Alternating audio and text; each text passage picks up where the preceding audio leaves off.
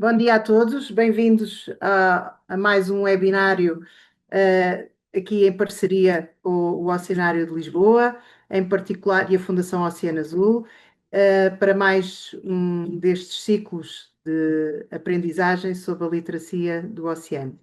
Hoje temos aqui connosco o Hugo, que, em parceria aqui com o Estudo Autónomo, vai passar a sua apresentação do webinário sobre áreas marinhas protegidas, aí que desde já eu avanço e muito obrigada, Hugo, por esta vossa também iniciativa e de se juntarem a nós. Força, bom webinário para todos. Podem sempre ir colocando questões na caixa que aí há e nós vamos acompanhando e poderão ser respondidas ao longo do webinário pelo Hugo ou também no final para mais questões que vão surgindo das curiosidades que o Hugo vai partilhar com todos. Até já! Obrigado, Cláudia. Vou só então aqui começar a partilha de ecrã. Pronto. Então, começando só para me apresentar um pouco, o meu nome é Hugo, como a Cláudia disse. Eu trabalho no Oceanário de Lisboa e na Fundação Oceano Azul. Sou um biólogo com uma grande paixão pelo oceano. E estou aqui hoje para vos falar um bocadinho sobre este grande tema que são as áreas marinhas protegidas. Descobrirmos o que é que são e algumas curiosidades também sobre alguns animais. Esta apresentação, o nosso objetivo é que seja assim uma coisa um pouco interativa, e vamos pedir a ajuda dos professores que estiverem a assistir com as suas turmas, ou então dos alunos presentes que aqui estiverem também, para, se conseguirem, colocarem este site que aqui está, que é o menti.com, no vosso telemóvel e depois usarem este código. Porquê? Esta apresentação vai ser feita com recurso a isto que é o Mentimeter e vai haver algumas perguntas. As perguntas vão ter um tempinho para responderem e vocês vão conseguir selecionar a vossa resposta no telemóvel. Depois, o número de respostas vai ser aqui projetado no ecrã e no final eu digo qual é, que é a resposta certa, ok? Por isso, então, vou dar só assim uns segundinhos para terem tempo de colocarem este link no telemóvel, menti.com, com este, e depois meterem este código.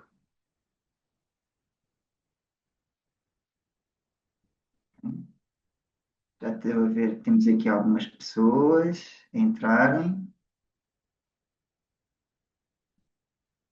Pronto. Ahm, Aqui vai estar sempre projetado, pelo que se conseguirem que aquilo que esteja a ser projetado para os alunos seja esta partilha de ecrã, melhor. Se não, podem ir alternando entre ecrãs, entre o Mentimeter e entre aqui a partilha no Zoom. Ainda estão algumas pessoas a entrar, pelo que estou a ver.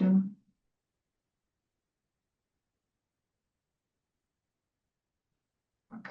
Então, vou começando a falar, ainda tenho aqui um pequeno slide antes de começar os joguinhos. Portanto, só relembrar, o código para aceder ao menti.com é o 44108475.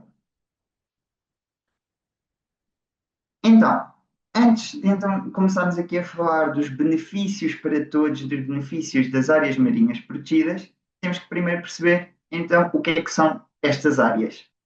Áreas marinhas protegidas são zonas no oceano, hum, com alguns limites e com muitas regras que podem delimitar algumas atividades humanas. Podem ter vários níveis, pode ser zonas onde é permitida a pesca na mesma, mas só alguns tipos de pesca, pesca que não seja tão má para os ecossistemas ou para os animais que lá vivem. Podemos ir lá nadar na mesma, andar de barco, fazer turismo, enquanto pode ir a zonas onde não se pode pescar de qualquer forma, não se pode fazer aquilo que nós chamamos de ecoturismo, de andar lá de barco, de mergulhar, etc., onde só podem ser feitas mesmo algumas atividades científicas para estudar como é que os animais e os ecossistemas estão naquela zona. Por isso, porque é que será que estas áreas são importantes? É isto que nós vamos tentar descobrir hoje. E porque é que é preciso proteger o oceano, afinal? Porque é que é preciso proteger o oceano? O oceano traz-nos imensos benefícios, não é?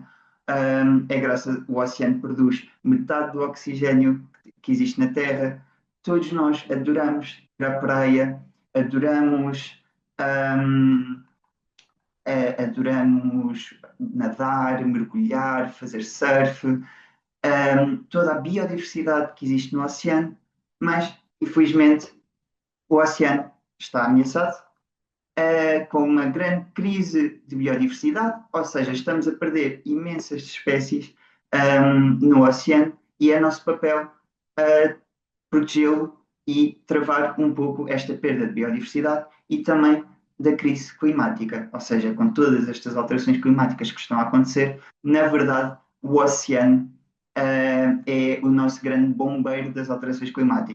É graças ao oceano que nós conseguimos travar grande parte destas mudanças que estão a acontecer no nosso clima. Assim, temos que o proteger, temos que garantir que vamos ter um futuro melhor para o oceano e para nós mesmos. Agora, começando então aqui o nosso jogo, vamos ter sempre, começar sempre aqui com uma pequena pergunta, em que vai aparecer um objeto deste lado e que depois temos que associar então a que animal é que pertence a este objeto. E agora vou dar-vos assim uns segundinhos para poderem ter tempo de responder e verem o que é que acham. Então, temos aqui algumas pessoas a achar que é o Choco, outras a achar que é o tubarão de Port Jackson. Então, este objeto que aqui está, é assim uma coisa um bocadinho estranha, em forma de espiral. Ahm, Vou dar uma pista, ela está seca agora, quando está dentro da água é muito mais mole, é feita do mesmo material que as nossas unhas. Ahm, e tem uma função muito diferente. Então, vou dar a resposta certa. A resposta certa é do tubarão de Port Jackson. O tubarão de Port Jackson é um tubarão que existe na Austrália e este ovo é muito diferente de todos os outros ovos de tubarão que estamos mais habituados a ver, que normalmente são assim mais achatados, com a forma de uma alga. Este ovo de tubarão tem esta forma assim em espiral, porque o bebê tubarão demora um ano inteiro a sair dentro do ovo. Então a mãe, quando mete, agarra-no com a boca aqui, nesta zona aqui de trás, e enrosca-o na areia ou entre as rochas. Portanto, o tubarão de Port Jackson traz-nos aqui esta pergunta que é um pouco complicada, em que temos esta imagem, que é uma larva, ou seja, é um bebê de algum animal, acabadinho de sair de um ovo, às vezes, e tem assim este formato. E pode ser ou de um caranguejo, ou de um peixe-lua, ou de um ouriço do mar. E estou a ver que aqui então já temos aqui algumas questões um pouco diferentes. Já estamos aqui mais divididos entre caranguejo, peixe-lua, ouriço do mar. Acho que o caranguejo está aqui a ganhar. Uma curiosidade sobre o Arvas é que, não sei se alguém aqui já ouviu falar de plâncton, de zooplâncton, que é aquilo que nós às vezes chamamos de sopa do mar, que muitos animais comem.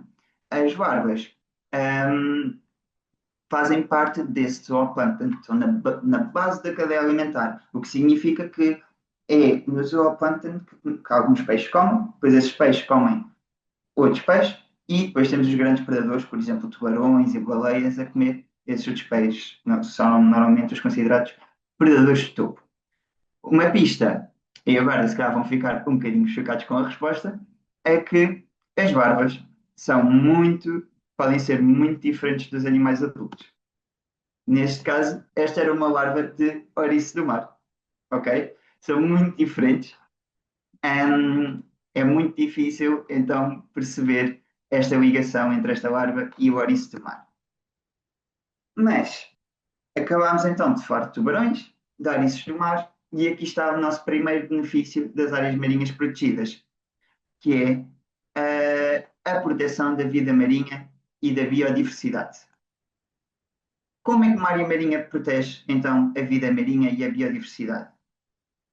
Como temos ali uma zona no oceano onde existem várias regras, nessa zona os animais conseguem crescer, terem mais tempo de vida sem serem pescados ou danificados ou ameaçados por âncoras, por exemplo, de barcos ou coisas assim.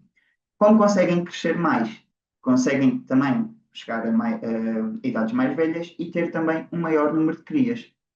Ou seja, assim nós conseguimos aumentar o número de peixes presentes naquela área. E quando eu estou a falar de peixes, na verdade não são só peixes, são todos os seres vivos que podem existir naquela área, sejam animais, sejam algas, seja o que for. Como ali também acaba por ser uma zona de refúgio, uma zona muito protegida, há outros animais que podem acabar também por arranjar ali um conforto e um refúgio nessa área, aumentando também o número de espécies presentes. Agora, vamos ver aqui Q&A. Ok, estamos bem. Vamos então à próxima pergunta. Esta aqui é um pouco mais fácil. A que animal é que acham que pode corresponder a esta imagem aqui? Ok, então, este objeto aqui está muito branco. A pista é que quando ele está vivo e no oceano, ele tem muitas cores. Pode ter muitas cores diferentes, todas as cores do arco-íris. E são muito importantes para a biodiversidade no oceano também. Ok? Deixa eu ver aqui que a maioria foi alguma resposta imediata. Acertaram, são os corais. Os corais são importantíssimos para a vida no oceano. São um refúgio para 30% de todas as espécies marinhas. E a pergunta que o coral traz é se os corais são animais, rochas ou algas. Ok, temos aqui várias respostas. Eu espero não ter dado a resposta enquanto estava a falar do coral. Às vezes acontece. Então, a maioria acertou. É um animal, ok? São animais muito, muito, muito pequenos que vivem assim como se fosse num grande prédio. Aquilo que nós estávamos a ver naquela imagem, aquela coisa branca, é o esqueleto de um coral. Porquê é que eles parecem rochas? Porque eles têm o esqueleto fora do corpo, ok? E vivem em grandes colónias. Se nós fôssemos aqui partir um pedacinho deste coral, nós íamos ficar com centenas de pólipos de coral, que é o nome desses pequenos animais. Um, Porque é que eles são purinhos e depois quando morrem se tornam brancos? Porque na verdade dentro dos corais existem também umas algas que vivem com eles e essas algas é que dão cor aos corais. Dão cor e dão alimento. Como a temperatura da água aumenta, os corais acabam por expulsar essas algas dentro deles, ficam brancos e ao expulsarem essas algas também perdem então a fonte principal de alimento e acabam por morrer. E aqui está então uma grande importância das áreas marinhas protegidas também, que é a recuperação de habitats. Como eu disse, os recifes de coral servem de habitat para inúmeras espécies, muitas espécies diferentes. Um, mas ao protegermos uma determinada área e ao restringir, ao impedir que muitas atividades humanas lá aconteçam, conseguimos então também permitir que estes ecossistemas, estes habitats, tenham tempo para recuperarem, melhorarem. Um, por exemplo, um coral, dependendo da espécie, mas os corais, às vezes, só para crescerem um pequeno centímetro, podem demorar anos e anos e anos. Se nós estivermos sempre lá com âncoras, por exemplo, de barcos, quando alguém vai lá mergulhar e tem aquelas âncoras que vão a arrastar pelo fundo, estão sempre a partir corais, então vamos estar a estragar mais corais do que depois eles têm tempo de se conseguirem voltar a crescer e a regenerar. Por isso é que também é muito importante termos então zonas no oceano onde é possível que estes ecossistemas, estes habitats consigam melhorar e ter tempo para se curarem. Agora, este também acho que vai ser muito fácil. A que animal é que pertence este objeto? Ok, então, este objeto, que é, muitos dizem que se colocarmos assim na orelha conseguimos ouvir os sons do mar.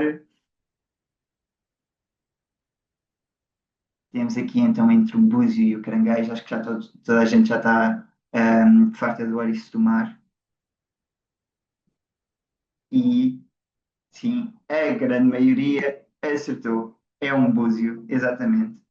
Ahm, Este búzio aqui é muito giro também, tem aqui estas características, mas na verdade eles podem ter formas também muito diferentes, ok? Depende novamente da espécie e do búzio, porque podem existir muitos diferentes.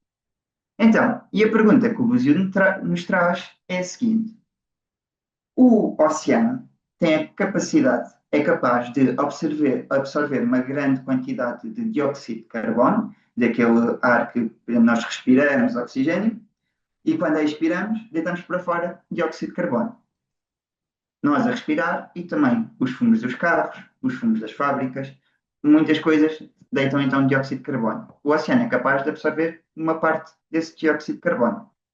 É capaz de produzir o oxigênio também e de absorver o calor do nosso planeta.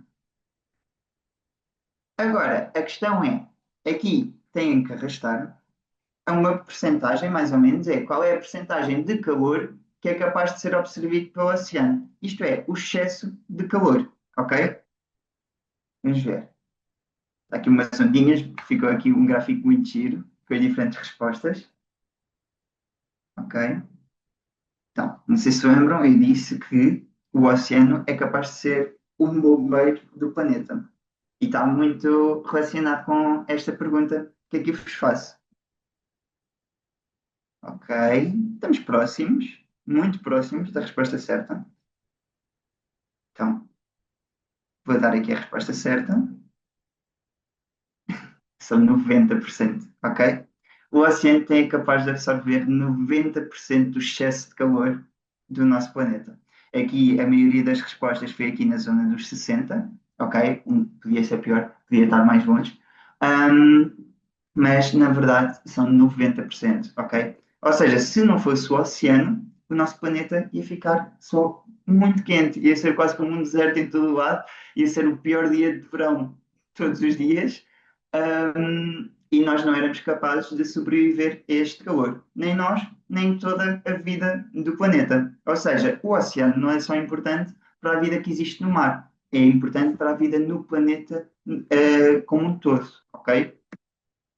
Próxima pergunta, então, já vimos que é capaz de absorver aquela quantidade de calor, agora é oxigênio. Qual é que é a quantidade de oxigênio que o oceano é capaz de produzir? Ok, estou a ver aqui que estamos entre os 50% e os 80% as respostas. Metade e uma grande parte. Ver. Esta pergunta já é mais complicada. Ok. Estamos ali a chegar mais para a zona dos 80%. Então, vou dar a resposta certa. E a resposta certa é, na verdade, 50%. Ok, ou seja, metade do oxigênio que existe no planeta vem do oceano. Nós normalmente aprendemos que as florestas são o grande pulmão do planeta. Mas eu, como eu costumo dizer, normalmente, tal como nós, o planeta também tem dois pulmões. Um que é a responsabilidade das florestas, outro que é a responsabilidade do oceano. E o que é que existe no oceano que permite então este oxigênio, que este oxigênio existe e seja produzido? Temos as algas, temos as pradarias marinhas, que são as ervas marinhas que existem no oceano. Temos as florestas de mangal, os sapais, ok? Muitos ecossistemas que conseguem também produzir esta grande quantidade de oxigênio. A última desta ronda, então, é qual é a percentagem de dióxido de carbono, CO2, que é absorvido pelo oceano. Este gás, o dióxido de carbono, que é um gás que afeta muito aquilo que nós chamamos de efeito estufa. O efeito estufa é uma coisa muito importante no nosso planeta que permite com que a temperatura não varie muito. Se não fosse o efeito estufa, nós podíamos ter durante a noite temperaturas abaixo dos 40 graus negativos e durante o dia temperaturas também enormes nos 60 graus, vamos dizer. Por causa do efeito estufa, que é assim uma camada de gases à volta do nosso planeta, então permite com que nós tenhamos esta temperatura assim mais estável. O problema do efeito estufa é que ele tem vindo a aumentar. Ou seja, esta camada de gases tem ficado cada vez mais forte, mais forte, mais forte, e não deixa parte do calor sair do nosso planeta. Então fica cá acumulado.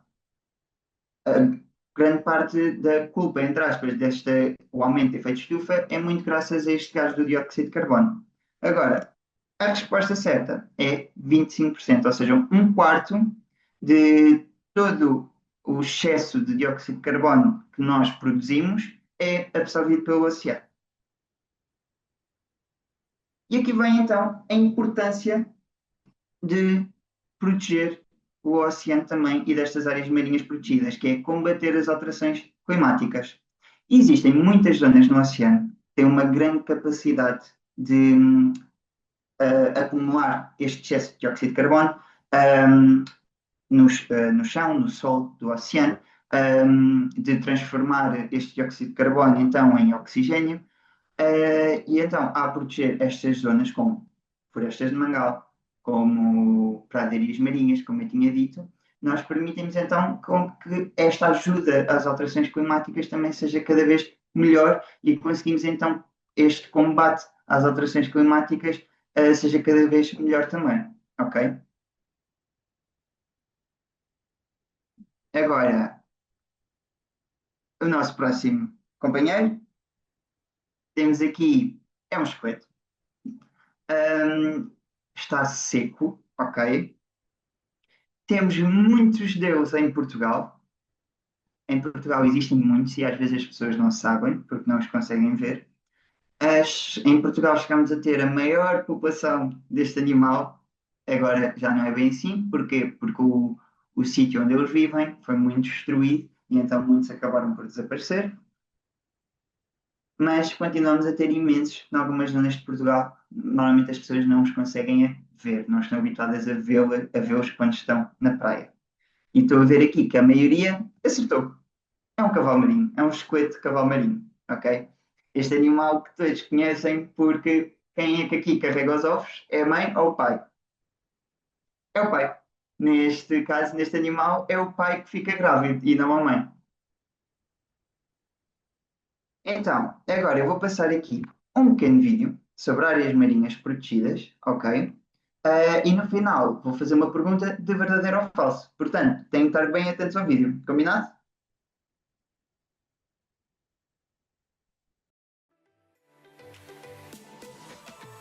Sabias que o oceano é essencial para o nosso planeta? Entre outras coisas, produz oxigênio, dá-nos comida e ainda ajuda a combater as alterações climáticas. Mas o oceano está em perigo. Muitas espécies estão a desaparecer e os seus habitats a serem destruídos. A melhor solução para ajudar o oceano são as áreas marinhas protegidas. Zonas especiais onde existem regras e limites para atividades humanas como a pesca e outras.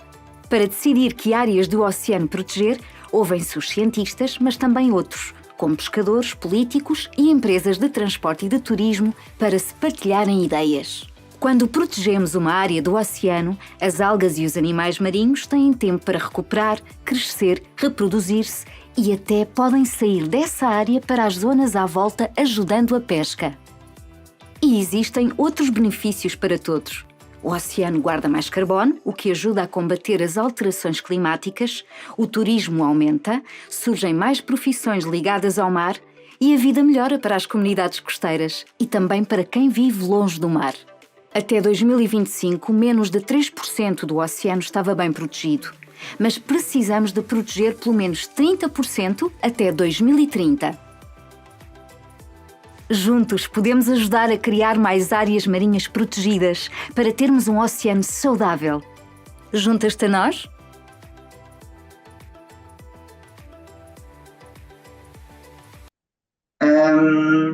Então, e aqui a pergunta é se uma área marinha protegida pode beneficiar a pesca ao seu redor. Ou seja, se a pesca, se os pescadores, quando vão pescar nas zonas à volta da área marinha protegida, conseguem pescar mais peixes. Verdadeiro. ou falso? Ai, reparei agora, peço imensa desculpa, está aqui um erro no verdadeiro, faltava aí um D entre o A e o E. Pronto, ok. Acho que a maioria das pessoas já respondeu. A resposta certa é verdadeiro. Então, muito bem. Um outro grande benefício das áreas marinhas protegidas, e é um benefício que as pessoas normalmente não associam logo quando pensam nisto, em proteger o oceano, pensam, então, mas nós queremos proteger o oceano, mas vamos estar a ajudar as pescas também. Como é que isso funciona? Então, na verdade, a pesca continua a ser uma atividade super importante, ok? E o objetivo de proteger o oceano não é nunca acabar com a pesca, é sim acabar com as coisas que podem prejudicar em demasia o oceano. Ao protegermos aqui estas zonas, os animais têm então, como eu disse logo na primeira pergunta, têm mais tempo para crescer, terem mais filhotes, aumentam em número e, como podem imaginar, não há aqui paredes a dividir esta área, ok? Os animais podem viajar para fora dessa área. Como que aqui dentro começam a ficar cada vez mais animais e maiores, eles eventualmente vão ter que começar a passear para mais longe. E nestas áreas aqui, como podemos ver aqui na imagem, os pescadores podem então apanhar estes peixes. Idealmente, com práticas, por exemplo, aqui com a cana de pesca, que não vão estragar todo o resto do ecossistema, e conseguem então apanhar muitos mais peixes, ok? Este é um efeito que não acontece, obviamente, imediatamente, ou seja, agora, hoje criamos aqui uma área marinha protegida, amanhã os pescadores vão apanhar toneladas de peixe. Obviamente não, isto é uma coisa que acontece com muito tempo de proteção, ou seja, é um investimento para o futuro. Agora, temos aqui o nosso próximo objeto. Este sim é mais difícil, há muita gente que já viu isto na praia às vezes. Algumas pessoas até às vezes dão isto aos passarinhos que têm em casa para eles afiarem o bico, mas é um objeto que muita gente não conhece, na verdade. Temos aqui então entre o choco, o peixe-lua e o tubarão-touro. O tubarão-touro, para nós cá no oceanário, é muito importante, porque é o maior tubarão que nós temos cá no oceanário, ok? Então vamos ver e acho que a maioria acertou. É de choco. Mas o que é isto? É aquilo, a concha do choco. É verdade, não parece, mas os chocos aqui dentro da cabeça, eles têm uma concha dura, ok? O choco é da mesma família que o polvo, que as lulas, esses animais assim, que são os molúsculos. Mas o polvo, por exemplo, não tem esta concha. O polvo é todo mole. O choco já tem esta concha aqui dentro da cabeça, que o torna assim mais resistente. Agora, a pergunta que o Choco nos traz é qual destes ecossistemas, qual destes habitats que aqui estão, protege a costa, ou seja, a zona das praias, etc., da força das ondas e das tempestades. Aqui podem escolher mais do que uma opção. Podem escolher o número de opções que quiserem. Vou falando aqui um bocadinho dos ecossistemas. Este aqui é uma floresta de mangal, ok? São zonas perto da costa que têm estas árvores com umas raízes muito grandes. Temos as pradarias marinhas, que é o sítio então onde o cavalo marinho vive, e que nós temos cá em Portugal também bastantes pradarias marinhas, que são sítios aqui com a única planta que consegue viver dentro d'água, que são as ervas marinhas, completamente dentro d'água. É verdade, porque as algas não são plantas. Já agora, está bem, as algas são uma coisinha à parte. Temos as dunas, que toda a gente conhece, zonas de sapau e os recifes de coral, como já falámos. Ok, estou a ver que as respostas até estão bem espalhadas. Temos aqui uma principal, que são as dunas, e depois temos o mangal e o recife de coral. A resposta certa são todos, ok? Todos estes 5 ecossistemas, na verdade, são muito importantes para proteger a costa do efeito das ondas e das tempestades. Por exemplo, vamos imaginar aqui esta floresta de mangal, com as raízes que entram dentro d'água. Se imaginarmos que vem uma onda muito grande, a onda vai bater nas árvores, certo? Ou seja, a maior força da onda, o maior impacto vai ser contra as árvores. Do outro lado dessas árvores, a água vai continuar super calma. E muitos animais aproveitam estas áreas, então, como um refúgio para terem os seus bebés, para se alimentarem, até mesmo para fugir de predadores, como por exemplo tubarões muito grandes. E porquê é que isto é importante para nós? Porque isto também permite com que o mar não esteja sempre a destruir a nossa costa, como cada vez acontece mais. Como o nível do mar está cada vez a subir mais, não é? O mar está-se a cada vez a aproximar mais da costa, mas são estes habitats que permitem que este avanço não seja tão forte ou que não destrua tantas coisas depois na costa. Além disso, também a proteção destes habitats também permite com que não existam tempestades tão frequentemente e também ajuda novamente na força, a travar um bocadinho a força destas grandes tempestades. Agora, temos aqui, já é a sexta pergunta, já não faltam muitas mais. Temos então a qual destes animais é que pertence o objeto que aqui está. Uma pista é que este aqui pode ser diferente de espécie para espécie dentro daquele grupo de animais, daquela família, e pode ter funções diferentes. Este aqui, por exemplo, funciona como um garfo. O animal tem este objeto, usa-o para espetar na sua comida, para conseguir agarrá-la bem e comê-la, porque como ele come animais mais pequenos, ele não precisa muito de rasgar e cortar a carne ou peixe, ele só precisa de conseguir segurá-los para depois comê-los. E a maioria acertou. É do tubarão-touro, ok? O tubarão-touro está sempre aqui com um sorriso muito bonito, porque como ele tem tantos dentes na boca, ele não o pode fechar, porque se ele fechasse a boca ia espetar os próprios dentes nele mesmo ia ser muito mau. Mas outra curiosidade é que eles estão sempre a perder dentes e a nascer novos, a perder dentes e a nascer novos. É como se fosse quase uma escada rolante. Ao contrário de nós, temos os dentes de leite que caem, depois temos os nossos dentes definitivos e se caírem, depois a única opção mesmo é comprarmos uma dentadura. A pergunta que o tubarão nos traz, o tubarão-touro, é: preferias comer sopa de barbatana de tubarão ou preferias poder mergulhar com tubarões? Pois porque aqui os tubarões têm sempre muito má fama de que eles adoram comer humanos e de atacar pessoas. Na verdade, isso não é bem assim. Por ano, para terem uma noção, só morrem cerca de 3 a 4 pessoas por ano por ataques de tubarão. Nós matamos muitos mais tubarões, ok?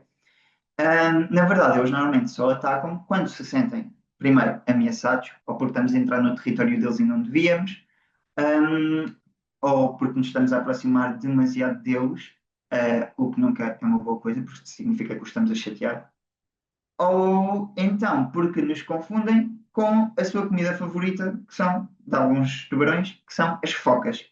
Porque um surfista em cima de uma prancha, a forma é muito parecida a uma foca, ok? Vista de baixo. E então eles às vezes confundem-se, atacam, mas depois quando sentem o nosso sabor, deitam para fora e vão-se embora, ok? Então, aqui, a maioria das pessoas preferiu mergulhar com tubarões, ok? Aqui não tem uma resposta certa porque é um preferias, portanto, isto depende só de vocês.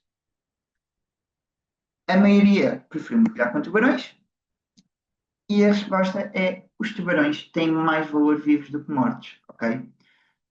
Aquela prática das sopas de barbatana de tubarão são coisas muito más porque matam-se milhares e milhares e milhares de tubarões por ano só para conseguir as barbatanas, que é uma parte muito pequena de todo o corpo do tubarão. Ou seja, andamos a matar milhares e milhares de tubarões só para ter este pequeno pedaço e deitamos todo o resto fora, ok? O que é que nós podemos fazer para ajudar nisto, já agora, é não comer sopa de barbatana de tubarão, ok? Quando vamos a um restaurante e vemos que tem esta sopa à venda, não vamos pedir, porque se as pessoas que as fazem não as conseguirem vender, então vão ter que deixar de as fazer porque não lhes vai dar dinheiro. Um dos grandes benefícios das áreas marinhas protegidas também é o turismo e ajuda também na economia local. Como? Então, aqui está associado exatamente a isto. A maioria das pessoas prefere poder nadar com tubarões do que estar a comer sopa de barbatana de tubarão. Ou seja, se nós tivermos um oceano cheio de vida, cheio de peixes, tivermos ali uma zona do oceano que está super bem conservada, em que os recifes de coral ou as florestas de algas estão impecáveis, lindas, enormes, com imensos peixes à volta, isso vai atrair muitos mais turistas do que um oceano que vai estar cheio de plástico, por exemplo, com redes de pesca soltas, com lixo em todo o lado. E isto ajuda, se trazemos então mais turistas para estas zonas, para estas praias, por exemplo, que ficam perto ou nas áreas marinhas protegidas, então também conseguimos depois melhorar a economia desse sítio. Até existem muitos sítios que, por exemplo, começaram a trocar os seus barcos de pesca por agora terem barcos que usam para fazerem passeios pelo oceano, exatamente para mostrar esta vida e estes animais todos às pessoas que o querem visitar, inclusive em algumas áreas marinhas protegidas. Agora temos o nosso penúltimo animal. A qual destes animais pertence isto que aqui está na imagem? Ok. Muito bem. Acho que agora as pessoas já estavam a ficar um bocadinho fartas do ouriço do mar, mas acho que agora voltou a estar na moda. Está a ser o mais votado. Então, isto aqui é um esqueleto de um destes animais. Hum, ou seja, quando ele morre, isto é a única coisa que sobra. Isto fica até mesmo vazio por dentro, porque dentro disto é onde ele tem depois o estômago e todos os órgãos. Quando esse animal morre, deixa este esqueleto muito duro, está bem? Que é do ouriço do mar. Ok? Este aqui sim já são mais parecidos. Hum, Agora, a pergunta é qual destas tradições que aqui estão, ou seja, receitas, construções de barcos, arte e rituais ou celebrações, estão conectadas com o oceano?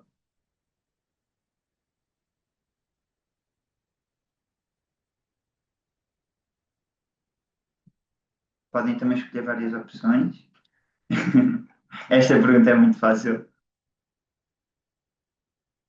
As imagens também ajudam muito. Então, é verdade, todos eles estão ligados ao oceano. Muito, mesmo cá em Portugal, nós somos um país que, na verdade, somos mais oceano do que terra, temos muita da nossa cultura, peço desculpa, muita da nossa cultura e das comunidades que vivem mais perto do mar, que grande parte da sua vida é ligada ao oceano, ok? E o papel das áreas marinhas na preservação destas tradições e destas celebrações e tudo mais, é exatamente ajudar a preservá-las. Porque se nós não tivermos um oceano saudável, vamos acabar por perder muitas destas tradições. E, portanto, as áreas marinhas protegidas ajudam também a mantê-las vivas, ok? O nosso último animal, também super difícil.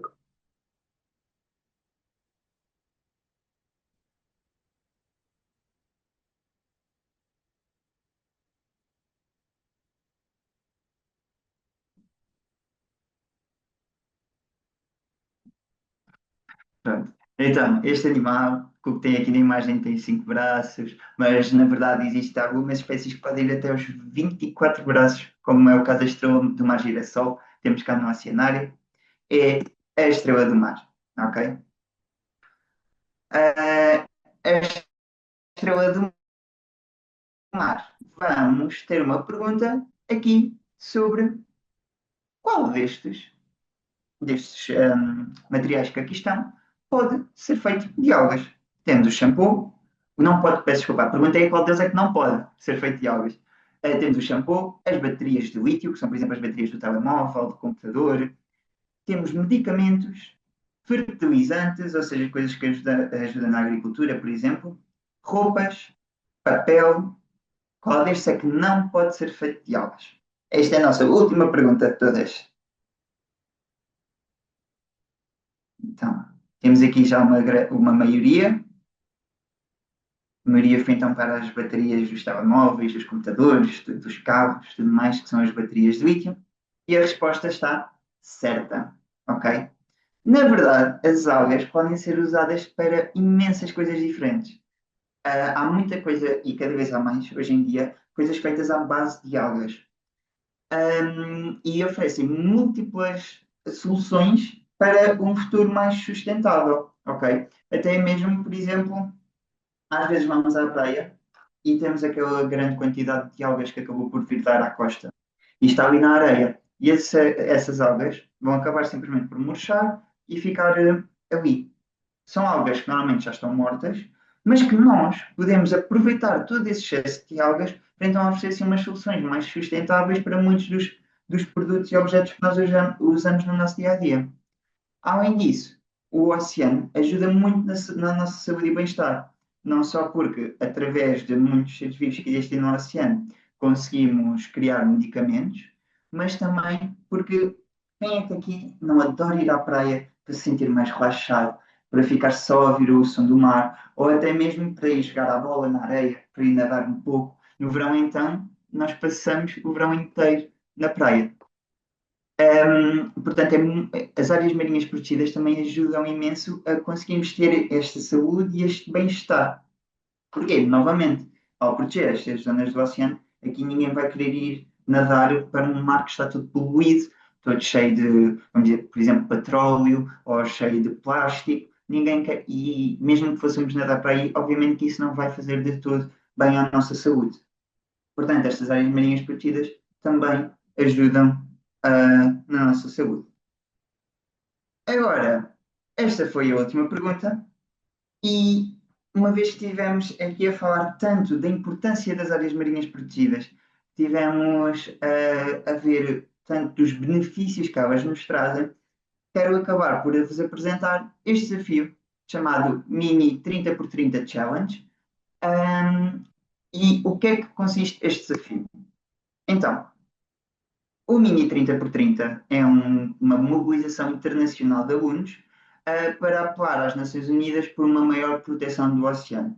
E, mais especificamente, sobre a criação de mais áreas marinhas protegidas para atingirmos este objetivo global, que é proteger 30% do oceano até 2030.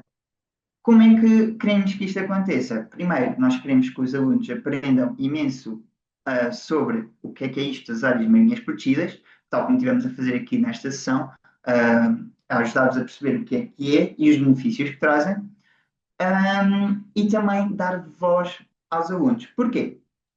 Agora existem várias conferências, vários momentos em que líderes mundiais se reúnem para tomarem decisões sobre o futuro do oceano e que vão afetar diretamente o futuro de todos os alunos. E nós achamos que os alunos devem e podem ter a sua voz ouvida nestas tomadas de decisões e devem poder ter algo a dizer sobre isto.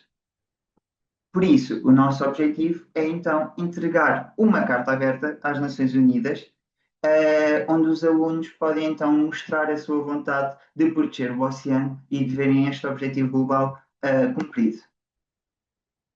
Como participar? No nosso website, que já vos vou dar mais à frente, podem encontrar lá vários recursos educativos, caso queiram usar em sala de aula ou sozinhos em casa, com algumas atividades que podem fazer também, e podem também debater com os vossos amigos e colegas, então, o que é que cada um acha sobre isto das áreas marinhas protegidas.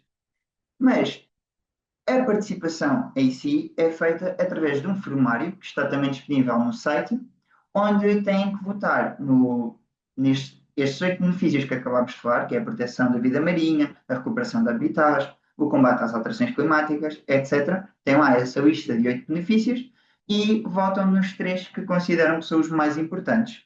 No final, decidem se concordam ou não com a carta aberta, que também está disponível no site, e se concordam com a entrega desta carta. Vocês podem participar ou individualmente, ou então com a ajuda de um professor. Votam em turma e o professor depois submete as respostas de todos numa só, ok?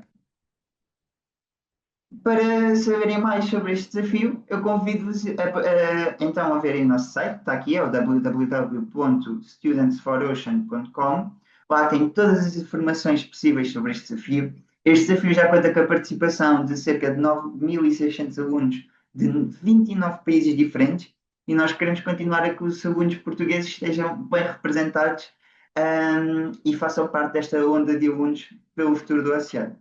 Portanto, desafio a todos que aqui estão presentes a fazerem parte deste desafio e a participarem nesta ação pelo oceano. Agora, vou ver aqui só muito rápido o perguntas e respostas. Se tem aqui alguma pergunta que não tenha sido respondida.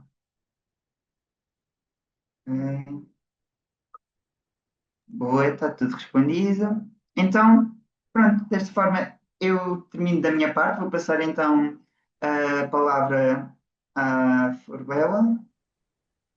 Exatamente, vou aqui interromper a minha apresentação. Obrigada, Hugo, e obrigada a todos que participaram neste webinário. Irão receber no e-mail um link para preencherem um breve questionário e terem assim acesso ao certificado de participação. Fiquem atentos ao ciclo de webinários do Estudo Autónomo e da Escola Azul. O primeiro é já no dia 11 de novembro. Até breve!